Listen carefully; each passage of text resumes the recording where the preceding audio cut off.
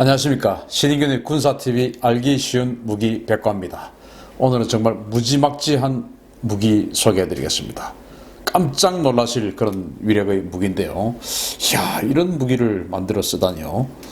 자, 가난한 자의 핵무기입니다. 열압력 방사포 토스1 브라티노 이야기해드리겠습니다. 지금 현재 쓰고 있는 무기예요. 이야, 이런 무기 정말 대단한 무기입니다. 자, 중동 지역에서 지금 연달아 목격되는 무기가 있습니다. 바로 지금 사진 한번 보시면요. 여기는 지금 이라크에서 이 무기가 지금 포착이 되고 있어요. 시리아에서도 지금 나오고 있습니다. 또 사우디아라비아에서도 지금 보이고 있습니다. 다 공통점이 전차의 차체, 그러니까 T-72 전차의 차체에다가 뭔가를 얹어놨습니다. 이게 바로 방사포, 우리는 다련장 로켓이라고 하는 러시아 또는 이 중국, 북한, 여기서는 방사포라고 하죠. 이 다련장 로켓을 얹어놓은 그런 무기입니다.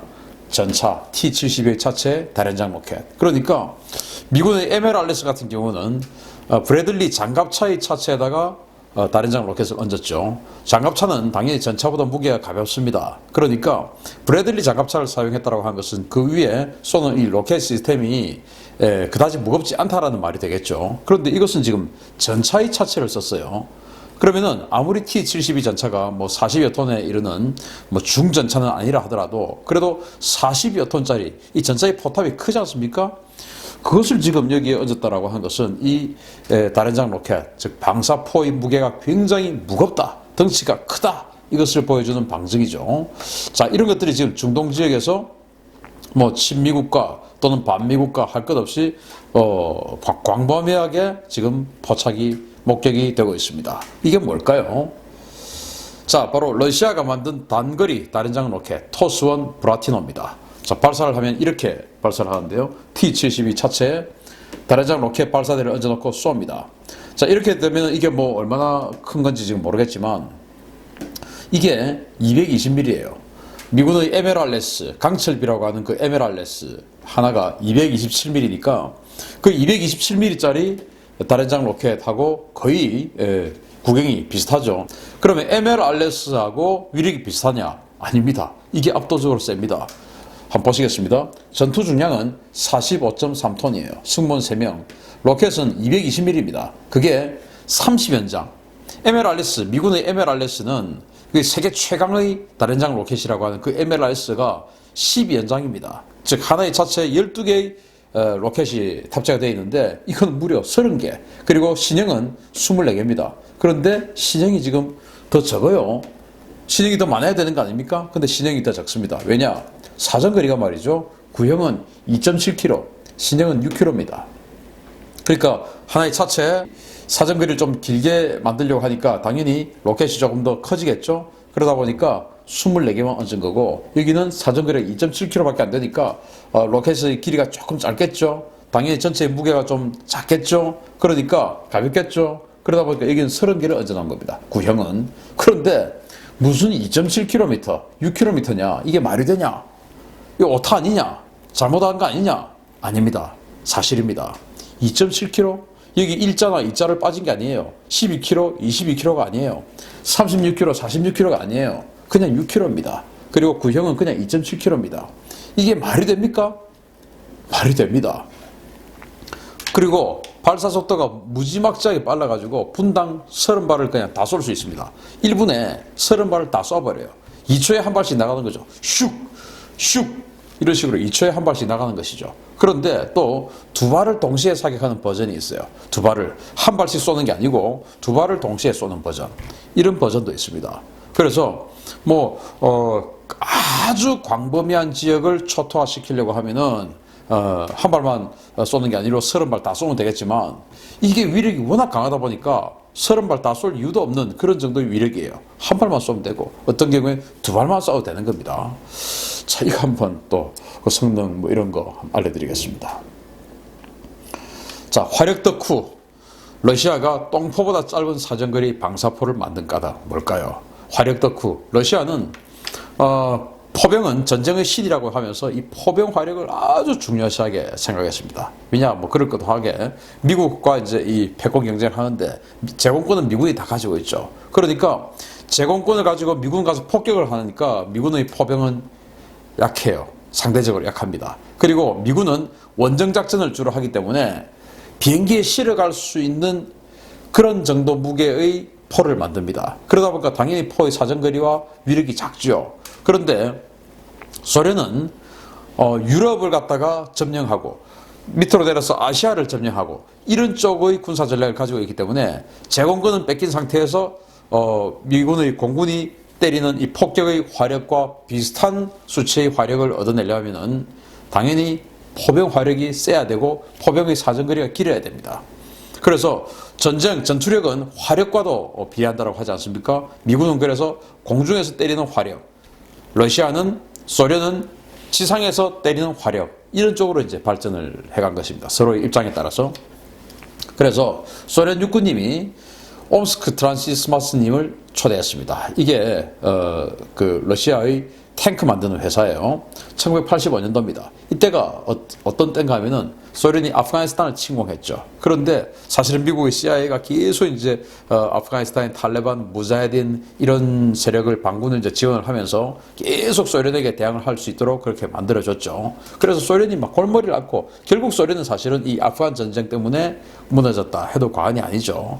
자, 일단 소련 육군이 이제 탱크 만드는 회사를 부릅니다. 자, 아프가니스탄의 무자헤딘 이 반동놈의 새끼들 때문에 산이랑 마을에 숨어가지고 치고 빠지는 작전 골치 아파 죽겠다. 무슨 방법 없겠냐? 이렇게 소련 육군이 이야기합니다. 그러니까 이 옴스크 트란스마스 이 회사에서 뭐라고 하냐? 이렇게 이야기합니다. 아니 반동들이 산하고 마을에 숨으면 그 산하고 마을 없애버리면 되는 거 아닙니까? 이렇게 이야기해요. 그러니까 소련 육군이 상당히 똑똑한 편이네. 이렇게 이야기하죠. 요새 상당히 똑똑한 편이네. 이거 좀 유행하고 있지 않습니까? 그래서 제가 한번 써봤습니다. 그랬더니 이제 내가 기똥찬 하나 만들어 드릴 테니까 조금만 기다리세요. 이제 이렇게 이야기하죠. 그래서 소련 육군이 야, 너 잘 만들면 훈장 줄게 하고 이제 기다려 보는 겁니다. 그렇게 해서 나온 무기가 바로 이겁니다. 열압력 방사포 브라티노입니다. 브라티노는 톨스토이의 소설에 나오는 목각 인형 이름이에요. 뭐 피노키오를 보고 영감을 얻어서 썼다라는 그런 소설이라고 하는데 이 브라티노 목각 인형입니다. 근데 목각 인형하고 전혀 관계가 없어요. 자, 한 발 딱 쐈는데 지금 이렇습니다. 폭발력이 한 발 쐈는데 지금 시범 테스트를 하는 거예요. 구형입니다. 한 발 쐈는데 폭발력이 저래요. 이 화염이 엄청나죠. 아주 멀리서 찍었는데도 얼마나 화염이 크면 저 정도 지금 화염과 이런 것이 지금 퍼지겠습니까? 그래서 여기 있는 목각 인형은 아닌데 사탄의 인형이죠. 이 척키가 이야 이거 나보다 나은 놈이네. 으드드드드 이제 이렇게 하는 거죠. 척키가 보고도 깜짝 놀라는 거예요. 이 사탄의 인형이 보고도. 이 톨스토이의 목각 인형, 이 토스원 브라티노의 한 발의 위력이 바로 이런 겁니다. 열압력 방사포. 이게 어떤 무기인지 알려드리겠습니다. 자, 이렇게 해서 첫 실전 테스트의 희생양은 아프가니스탄의 무자헤딘입니다. 1988년인데요. 이게 바로 첫 실전 출전하는 모습입니다.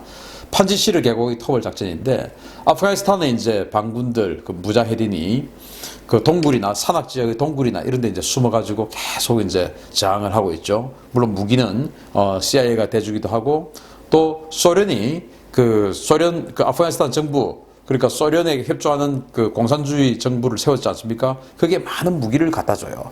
그 무기들을 가지고 또 그 정부군이 또 무자헤딘이나 탈레반들에게 또 무기를 그냥 또 줘요. 뒤로 또 빼돌려서 팔았겠죠. 이런 식으로 그렇게 소련군이 자기네들 무기로 또 지금 공격을 받는 이제 그런 상황입니다. 그렇게 해서 이 동굴에 숨어가지고 위에서 RPG-7 쏴버리니까 탱크들, 장갑차들 박살나버리죠. 뭐 이런 식으로 계속 소련을 괴롭히는 겁니다. 그렇게 해서 이 판지시르 계곡에 응거에 있는 무자헤딘들을 공격하기 위해서 바로 이 브라티노를 가지고 갑니다. 저 뒤에도 또 한 대 보이네요. 이렇게 해서 동굴 입구에다 쏴버립니다. 쏴버리면 어떻게 되냐? 동굴에 있는 모든 산소를 쫙 빨아당기고 왜? 폭발을 해야 되니까 아주 강력한 폭발을 해야 되니까 쫙 빨아당기면서 그것을 다시 확 뿜어버려요. 열을. 그렇게 해서 다시 그냥 이제 빨아당기는 압력 그리고 다시 뿜는 화염 이것으로 해서 빨아당길 때의 폭발력으로 터지고 또 다시 뿜을 때의 또 폭발력으로 또 터지고 그리고 그 뿜어내는 이 가스로 인해서 내부가 진공 상태가 되었다가 완전히 가스가 또 들어오죠. 질식해서 죽고. 이런 식으로 이제 2차, 3차에 걸친 폭발력과 파괴력으로 상대를 제압하는 거예요. 그러니까 동굴 안으로 들어가서 뭐 소탕하고 필요 없는 거예요. 동굴 근처에다 쏴버리면은 거기에 있는 인근에 있는 모든 산소를 다 빨아당기고 가스를 다 뿜어버리고 폭발력을 다 뿜어버리고 이렇게 하니까 동굴 입구 다 죽어버리는 거예요. 동굴 안까지도. 이렇게 해서 판지시르 계곡의 터벌 작전을 하게 된 겁니다. 자, 이게요. 1999년에 체첸 사태 때 또 이것을 사용했습니다. 비포, 애프터 보시겠습니다. 지금 이제 위성 사진인데 이게 이제 이 브라티노를 사용하기 전이고요. 이걸 이제 브라티노를 사용한 후입니다. 바로 여기 이제 그로즌이라는 도시는 인구가 36만의 도시예요. 주로 아파트 밀집 지역이고 이렇게 인구 밀집 지역입니다. 민간인들 밀집 지역이죠. 여기다가 이 브라티노를 사용을 했는데 자, 여기 한번 보시면 아주 선명하게 지금 이제 집들이 있는 것이 보이죠. 그러다 여기는 집들이 큰 건물들은 그대로 좀 뭐 어떤 형상이 보이는데 작은 건물들은 거의 평탄화되어 있습니다. 평탄화되어 있어요. 이건 뭐냐? 그러면 이 브라티노를 아주 많이 가져갔었냐? 아닙니다. 한 대 가지고 한 일입니다. 한 대 가지고. 30연장 브라티노, 사정거리 2.7km짜리 한 대 가지고 쏴서 지금 이렇게 만들어버린 겁니다. 도시를 이 정도로 초토화시켜버린 겁니다. 이게 브라티노의 위력이에요. 이거 엄청난 거 아닙니까? 가난한 자의 핵무기. 진짜 가난한 자의 핵무기. 브라티노였습니다. 자, 이 열압력탄 도대체 어떤 무기냐? 일단 쏩니다. 이게 1단계예요. 그럼 진입을 합니다. 목표물에 진입을 하죠. 그러면 표적에 접근을 하면 근접신관이라는 게 있습니다. 또는 시한신관이라는 게 있죠. 근접신관은 뭐냐? 포탄에 이 로켓에 이제 앞에 레이더, 약간의 어떤 레이더 센서 같은 게 달려 있겠죠. 그러면은 표적에서 예를 들어서 200m 상공에서 터져라 하는 그런 그래서 입력이 되어 있지 않겠습니까? 그래서 센서가 쫙 보내가지고 표적에서 200m 정도에 오면은 터집니다. 또는 이제 시한신관은 날아가는 속도를 계산을 해가지고 몇 초 후에 터져라 뭐 이런 거가 되겠죠. 이렇게 해서 신관을 터지는 순간을 이제 조절을 하는 거예요. 그렇게 해서 이제 2단계 신관이 기폭합니다. 그러면서 가스운을 형성합니다. 쫙 가스운을 형성해서 이걸 3단계 쫙 내려보내는 거예요. 내려보내면서 휘발성 가스운인데 이러면서 폭발을 하는데 폭발하면 당연히 아주 강력한 폭발을 하니까 인근에 있는 산소를 쫙 빨아당기겠죠. 쫙 빨아당기겠죠. 그러면서 휘발성 가스를 지금 뿜어놨지 않습니까? 그러면서 다시 화염을 쫙 뿌려버립니다. 휘발성 가스를 뿌려놓고 산소는 빨아당겨서 지금 이제 산소가 지금 인근에 완전 진공 상태가 되어 있는 거예요. 산소를 쫙 빨아당겨서 폭발을 쫙 하니까 이게 얼마나 빠르게 또 퍼져나가겠습니까? 휘발성 가스까지 뿜어놨으니까. 그렇게 해서 열압력파까지 보내는 거예요. 빨아당길 때 쫙 들어올 때 파괴가 되고 그렇게 해서 빨아당겨서 다시 열압력파 쫙 뿜어내는 겁니다. 그렇게 해서 열압력파까지 쫙 보내고 그러면서 가스들로 인해서 질식되고 열압력파에서 터져버리고 이제 이런 식으로 해서 2번, 3번에 걸쳐서 폭발력 그리고 살상력을 가지는 게 열압력탄입니다. 이게 이제 우리 KT즘이라고 KTSSM 지금 우리나라가 지금 개발했고 바로 미국의 에이테킴스 미사일 지금 북한이 이번에 쏜 신형 미사일이라고 하는 게 우리 KT즘을 베낀 것 같다라고 제가 국방TV에서 말씀드렸지 않습니까? 그 KT즘이 바로 북한의 경도진지 동굴을 파괴하기 위해서 만든 열압력탄입니다. 우리도 사실은 있습니다. 이렇게 무지막지하게 강하고 무지막지하게 많은 그런 다린장 로켓을 쓰지는 않지만 우리는 한 발 한 발 쏘는 미사일로 열압력탄을 만들었지만 여기는 러시아는 이런 식으로 만들어 놓은 거예요. 그래서 24발 지금 이제 신형은 6km를 날아가는데 24발 그러니까 MLRS만한 그런 로켓 또 길이는 그보다 더 길어요. 그보다 더 긴 로켓에다가 MLRS처럼 무슨 뭐 강철의 비해서 뭐 쇠구슬이나 자탄이나 이런 거 넣지 않고 오직 날아가는 추진자는 요만큼만 넣고 나머지는 전부 이 에어로졸 이런 것들을 넣어가지고 그냥 가스를 넣어가지고 뿜어내고 땡겨버리고 압력파를 날려버리고 하는 그 용도로 사정거리를 대폭 희생을 한 거죠. 이렇게 해서 사용을 하고 있습니다. 이게 지금 중동에 지금 대규모로 보이는 거예요. 자, 그래서 열압력탄도 24발에서 30발을 탑재하고 있는 이 악마의 무기 브라티노입니다. 자, 차량 한 대로 축구장 11개 면적을 완전히 초토화시켜버립니다. 저는 11개 면적이 더 넘을 것 같아요. 이것은 한 군데만 쏘면 11개 면적이겠지만 여기 쏘고 저기 쏘고 저기 쏘고 해서 선별적 타격을 하면 11개가 아니라 뭐 거의 반경 몇 제곱킬로미터를 그냥 아주 초토화시켜버릴 수 있는 그런 무기인 것 같습니다. 가격도 얼마 안 하겠죠.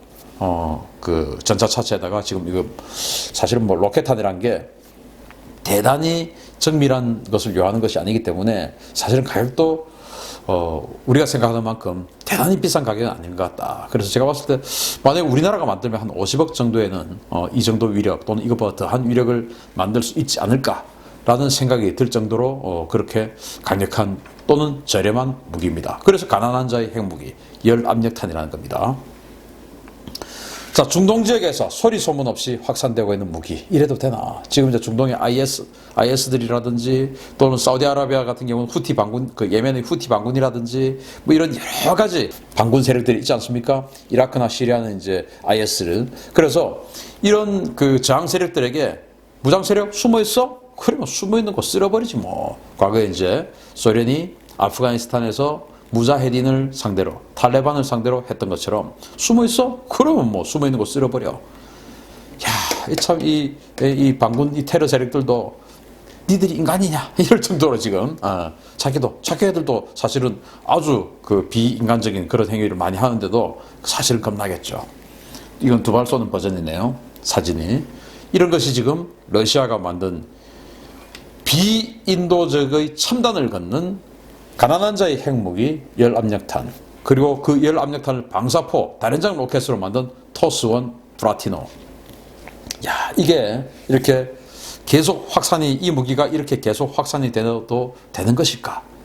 라는 그런 우려를 표명하면서 또 지금 우리는 북한의 핵무기에 노출이 되어 있는데 혹시 우리 군이 이런 거는 가질 수는 없을까? 라는 그런 또 약간의 생각도 한번 해볼 수 있는, 북한이 비핵화를 하지 않는다면 우리도 생존해야 되니까, 그렇다고 우리가 핵무기를 가지기는 여러 가지 국제적 어떤 상황상 힘든 일이니까 이런 걸 가지고 좀 억제력을 가져보는 건 어떨까. 우리는 이제 공군력이 우수하니까 이런 것을 가지고 공중에서 토해서 벙커버스트 뒤에다가 이 열압력탄을 넣어서 하는 것, 이런 것들은 어떨까 라는 그런 생각도 한번 해보는 시간을 가져봤습니다. 가난한 자의 핵무기 열압력 방사포 토스1 브라티노였습니다. 감사합니다.